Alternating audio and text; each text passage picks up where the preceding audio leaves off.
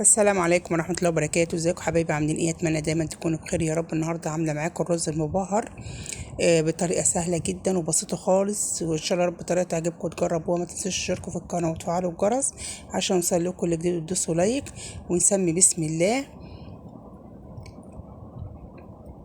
هنا اول حاجه عندي كده معلقتين زيت على معلقه سمنه،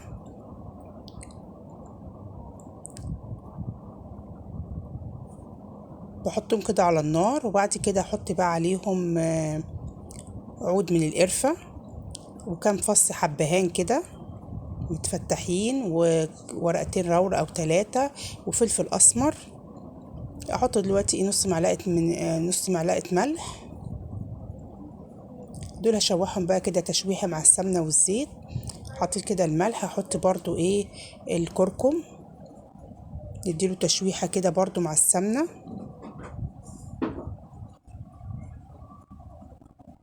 هنزل كده بمعلقتين كركم، طبعا حسب كميه الرز اللي هتعملوها. لو هتعملوا كيلو ممكن تاخدوا مثلا معلقه، اكتر تاخدوا معلقتين، على حسب طبعا كميه الرز. والكركم اللي يكون مثلا في كركم بيلون معانا بسرعه وفي كركم لا، على حسب طبعا نوع الكركم. الكركم اللي ما بيلونش ده بيبقى مخلوط له بابريكا، تحس لونه بيبقى باهت كده شويه. الرز طبعا عندي هنا مغسول ومتصفي كويس قوي،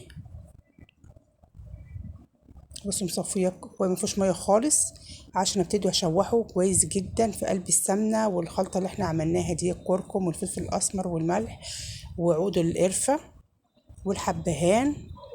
عايزين تحطوا ليمون لومي، في الليمون الناشف دوت الاسمر ممكن تحطوا واحده،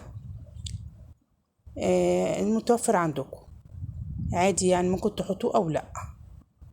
بس كده هنشوح الرز ده كويس جدا جدا لغايه كده ما تحس انه فلفل معايا خالص، عشان ده رز مصري. لو رز بسمتي برضو نفس الطريقه نشوحه تشويحه كويسه. النهارده عملت الرز المبهر بالرز المصري، وينفع برضو بالرز البسمتي، بيبقى حلو جدا. عندي هنا شوربه على النار كنت سالقه فيها الفراخ، نبتدي بقى اسقيه بالشوربه كده، بيبقى طعمه حلو جدا جدا. والفراخ عندي سلقتها، طبعا كلنا بنعرف نسلق الفراخ، سلقنا الفراخ كويس جدا وحطيناها تحت الشوايه تاخد لون، وهوريها لكم في اخر الفيديو ان شاء الله. كده خلاص سقينا الرز المصري عادي جدا، بيبقى فوق الرز حوالي بعقلة صباع من الشوربه. هنشوف كده بس محتاج ملح ولا لا عشان نغطي عليه، ومجرد ما يتشرب معايا كان دي غلوتين حلوين كده على نار عاليه، وبعد كده لما بتشرب نوطي عليه النار. بصوا كده بدأ يتشرب اهو معايا، نديله تقليبة او ندير الحلة شوية كده ونديله تقليبة، وبعد كده نوطي عليه النار خالص لغاية ما يستوي تماما. بصوا كده مفلفل وجميل جدا اهو. بس هو كده نديله تقليبة كده، وعايز حبة شوربة عشان هو ناي لسه شوية، والشوربة اللي فيه مش كفاية، حبة صغيرين كده، هنعمل حفرة في النص كده، ونروح حاطين الشوربة ونقلبه تقليبة بسيطة كده عشان نخلي الشوربة من تحت كده وتسويه، ونوطي عليه النار ونسيبه لغايه ما يستوي خالص. متهيألي مفيش اسهل من كده. كده خالص معايا خالص، وطفيت عليه كمان هوريهولكوا. بصوا كده جميل جدا ومفلفل، والطعم بالشوربه بقول لكوش بجد طعمه جميل جدا وحلو قوي. بصوا مفلفل ازاي وجميل جدا ازاي، والطعم حلو جدا. انا طبعا كنت محمره الفراخ. نبتدي بقى دلوقتي نغرف طبقنا، ومحضره برضو المكسرات اللي انا حمصتها بمعلقه سمنه. بصوا كده مفلفل وجميل ازاي، حلو جدا.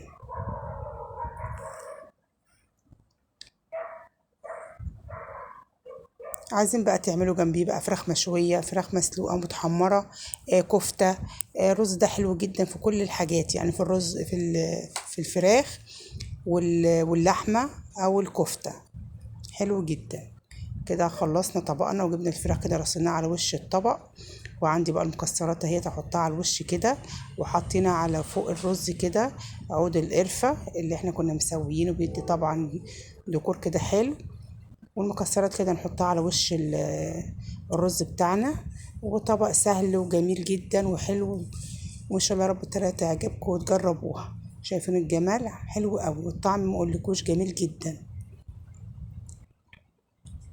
ان شاء الله رب الطريقه تعجبكم وتجربوها، وما تنسوش تشتركوا في القناه وتفعلوا الجرس عشان يوصلكوا كل جديد، وتدوسوا لايك. والسلام عليكم ورحمه الله وبركاته.